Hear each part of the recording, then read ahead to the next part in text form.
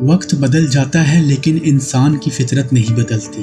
حسد، تکبر، نفرت، انا، یہ سب ملتے ہیں تو شروع ہوتی ہے ہزاروں سال پہلے انسان کی پہلی لڑائی کی داستان، جس کے نتیجے میں ایک بھائی کے ہاتھوں ہوتا ہے اپنے ہی سگے بھائی کا قتل۔ یہ وہ وقت تھا جب انسان کو اتنا بھی علم نہیں تھا کہ مرے ہوئے انسان کی لاش کا کرنا کیا ہے۔ پھر خوف کے مارے وہ اپنے بھائی کی لاش کو اپنے کندھوں پر اٹھا کر جنگلوں بیابانوں میں کئی ہفتوں تک پھرتا رہا۔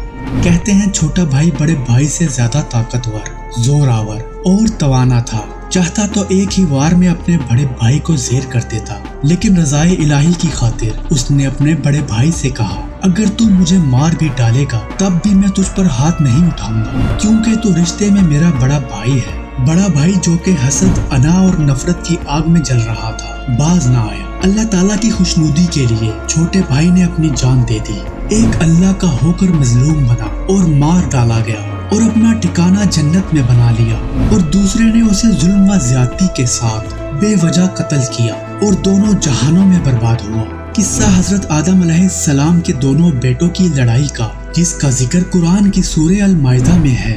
قتل کی وجہ کیا بنی؟ بڑے بھائی نے چھوٹے بھائی کی لاش کا کیا کیا؟ جاننے کے لیے کومنٹ باکس میں اپنی رائے دیں۔